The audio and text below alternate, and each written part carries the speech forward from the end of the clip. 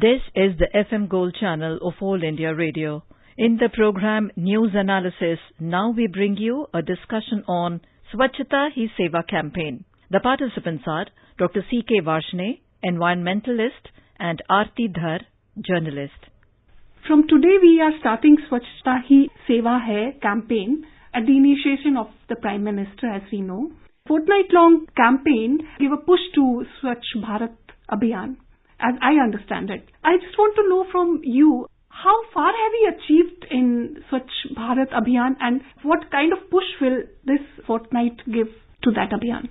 First of all, let me tell you that Swachh Bharat Abhiyan is a very desirable and long, I should say, awaited kind of a program which our Prime Minister has initiated on 2nd October 2014. And it is in this continuation that this year again a 15-day program has been planned which is going to culminate on 2nd October 2017. And I think in order to give a real push and a real meaning and to give the right kind of a gravity to the program, none else but the President of India, Shri Govind Ji, has been initiated this program today in Kanpur so that everyone, irrespective of person's vocation, age and sex, joins this program of cleanliness. Cleanliness is something which we must adopt as our way of living. Unfortunately, you will find that all our cities, villages, lakes, rivers, everything has been polluted to such a great degree that it is difficult to really think of an environment which is acceptable, which is healthy and which is really enjoyable. Now, this is affecting our national economy. This is affecting the country's health. This is affecting the ability of the people to do work, and therefore it undermines the necessary economic input that we need from our labor force and from our people. Once you are ill, you cannot think properly. Once you are ill, you cannot work properly. And if people do not work, then I think nation doesn't work. So I think it's a very national problem. The economic meaning of this is very enormous, and it is a subtle problem which is really permeating everywhere. And therefore it is very essential that it should be given the highest amount of respect as well as attention and make this program as successful as we can. As regard the progress in this program goes, I think there is a great deal of progress that has been made. It is not that we should feel complacent about it, but the fact of the matter is that we should accelerate it further on this. And we should build it on. And we should make it as a part of our culture, as a part of our habit to keep ourselves clean. You will find that as soon as a train arrives close to a very metro station or to a metro city, you will find the air changes. The freshness of air simply vanishes. And as long as you are in a city, you are hardly able to encounter the fresh air because of the solid waste which is distributed. Very recent happening that what has happened in Ghazipur because that we have been accumulating it. And the meaning of this is very serious. It affects our health in various ways, and I will give you just 2-3 examples. One of them is that the dengue, the malaria, and many other problems which are carried by rodents, because rodents breed very heavily. And many other urchins are also there, and many other organisms which really move around. So these are the kind of problem which really inflict the poor and those who are below the poverty line the most, and they are the largest in number. And then we helplessly see them suffering, and we find that the medical services are overstrained because of this. There is a great cost to the economy of all this. Secondly, our rivers, etc. gets polluted because we discharge solid waste, we discharge raw sewage, and we really mistreat them by dumping all kinds of industrial waste and so on. Now, this is just not acceptable because it is the nature which provides and sustains us. And let me also tell you that large number of people depend their livelihood on this solid waste. These are the rag pickers and these are many other people who collect and who ultimately send it. Our municipalities and our government and our local bodies have not done justice to the solid waste disposal and cleaning of the cities. The campaign was initiated by none less than the President, and Prime Minister will chip in his bit on the 17th of September. How much impact does it have when the initiation is from the top? I think it is initiation from the top has given a great push because now there are many villages, hundreds and thousands of villages and many cities as well as many districts which have become free from open defecation. I think it's a great achievement. And Sustainable Development Goals also talk about the cleanliness and sanitation. So I think it really fulfills many such desirable goals that we have for improvement and for sustainable development. At the same time, I will say that there has been, because of the Prime Minister's initiative and interest, the question of constructing toilets. There are a large number of toilets that have been constructed. Since 2014, I think crores of toilets have been constructed on the countryside and villages. Some of them are not yet working for some reason or the other, but I think they will all come along and they will form and join the mainstream. Ultimately, they are going to be a kind of a regular habit of the people to go to the toilet. So I think this is a great achievement. The other thing that I would like to say that now there is some kind of a competition which has originating between the villages, that who becomes first as the free from defecation, which city becomes first. Recently a survey was made to find out that which city is the cleanest. And I think 34 cities were surveyed, if I remember correct. And out of which we find that Indore was considered as the star of all cities in terms of cleanliness. And second was Bhopal. So both of them happens to be from Madhya Pradesh. Just to give you some figures, the number of toilets has increased by 39% to almost 67% in the past 3 years. And 2.3 lakh villages have become open defecation free. These are official figures in the past 3 years. Absolutely. And I think it is not only that we feel very happy, but it is international community also feeling very happy about it. Because this will have enormous impact on the neighboring countries as well, where this program is having a multiplier effect in terms of as the news spreads and as the achievements are really publicized. So by and large, this will clean our water bodies. It will reduce burden on our health infrastructure and hospital pressure. And I think it has many other advantages. You see, you will have better and more able-bodied people around so that the country can really depend upon their hard work. And once you have an able body, your imagination works better and you are capable of concentrating better and you are able to deliver better. And if that happens, then collectively the country moves forward with tremendous amount of zeal and zest. This time round, the focus is on volunteerism, Shramdan, and school children and students. Do you think there's a thinking which has gone behind this?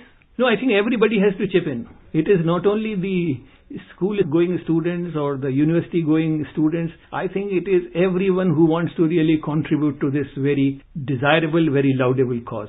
You will find one picture has also come, which is some title by toilet. What I am trying to say is that a journal atmosphere has been created by the initiation and by the initiative taken by the Prime Minister. And I think the further push given by no less than Mahamahim is something which we should really feel that there can't be anything better. And I think that will help people to encourage and to come forward. Because after all, it is we alone who create this problem. And therefore, it is important that each one of us should really come voluntarily to really make this program and take it forward. And not only take it forward, but allow it to remain so. Because very soon we slip back also. So not only that we should really take it forward, but we should see that the need and the desire for keeping clean and sanitized or good sanitation becomes so ingrained that we maintain it in the coming years and really keep the dream of Mahatma Gandhi alive, which he ever once dreamt of the clean India and India with great sanitation and Swachh Bharat. Professor Varshney, the government can do only this bit. Ultimately, it is the mindset of the people and behavior change which will matter the most. I think it is very important that we should have lessons in every school class, depending upon that which type of student we are going to address. So I think depending on the age of the student and age of the class, we should have a different kind of content to really pull them and to really inculcate the sense of sanitation and cleanliness. And not only sense of sanitation and cleanliness as a service to be provided by someone else, but to really inculcate that it is they who are responsible for maintaining sanitation. That is very important. It is not that we look for a service that somebody will come and do it, as it is today, that it is the municipality which will do it and so on. So I think that is very important. And secondly, those who are on the job, irrespective in what vocation you are, everybody must have a proper understanding that what sanitation means and minus sanitation sanitation, how this affects us personally. Not that there is something which everybody is doing or is a campaign going on, but actually how does it relate to me personally? And I think that is required, and which to some extent will become far more clearer and much more impressive by the campaigns of this kind. Sanitation has impact on our health, on our lives, on our livelihood. So can you just tell our listeners what kind of impact does it have on health, particularly children? Sanitation and health are absolutely connected. And this kind of a coupling becomes very clear for two reasons. Number one, that if you keep your surroundings dirty, then I think number of diseases or these vector diseases becomes very popular.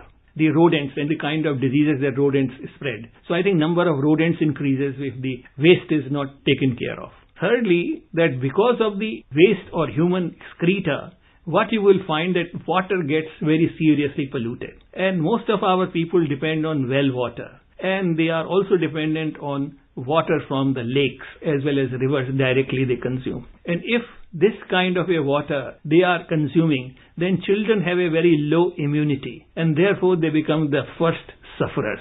And they are the first targets of such kind of a waterborne diseases which are caused by the raw sewage or ill-disposed sewage from the cities, villages and so on. Secondly, many of the big dairies and others, they also have to maintain a great deal of sanitation. Those days are gone when land was in much larger quantity, populations were small, water bodies much larger, and therefore they were within their resilience. But now that resilience seems to have been crossed, and therefore we have to be very careful. You should also appreciate that every day per capita generation of waste is increasing, and therefore it becomes even more important for us to really see that we manage our waste properly. Managing waste is no big deal provided we do it scientifically. Because what we see as a waste, in fact we should change our viewpoint and look at it as a resource. Because large number of things that we can get from this. We should recycle, we should reuse, we should rethink, and we should really see that we are able to extract the energy out of it, and so on and so forth. So I think in some places it has been shown that disposal of the waste can be made as a very profitable, self-paying activity. And I think these are the kind of things which we have to bring to our country and to perhaps every city and every village, where the waste is not considered as a burden and relegated to someone else to take care, but we should really use it as a resource for community welfare, and we should consider as a common property resource. In fact, a situation should be considered in this way, if I am not really making a very tall claim. Unless we do that, it will be very difficult for us. So there are two things that we have to do. First is we must cut down the waste to the possible. We should see that what we don't need, we should only use that much what we need. In hotels and other places, we see that we waste a lot of food. And if you calculate the environmental burden of the food that is wasted collectively, it's a huge. Look at the toil that our farmer has made to produce that food. I will say it will be criminal on our part to really waste this very precious resource. And then it becomes a burden. So I think there are two things. First, we have spent huge resources of irrigation, water, subsidy and all kinds of things. And then it becomes a problem for our health and for our well-being. That kind of understanding must come. And then all waste has energy and all waste have reusable material. They have metals, they have got glass, they have got other uses such as plastic and so on. Now plastic can be shredded and can be used as a road making and so on. So I think we have to change our attitude towards the waste completely. First of all, we must reduce the packaging. And I think that there is no emphasis on that. What we are doing is that only it is the supply side that how we manage. But I think we have to see that where the waste gets originated, we have to hit at that. If you buy a shirt or a dress, you see how much of garbage that you bring, and that is of no use. And remember that you have paid for it, and somebody has made profit out of it. So I think these kind of wasteful resources, the wasteful material, and then it becomes a burden for the society. It was wonderful talking to you, Professor Varshney. Thank you. You were listening to a discussion on Swachhata Hi Seva campaign. The participants were Dr. C.K. Varshney, environmentalist, and Aarti Dhar, journalist. This program was produced and presented by the News Services Division of All India Radio. This program is also available on our website newsonair.nic.in. You may email your opinion about this program at airnsdtalks@gmail.com.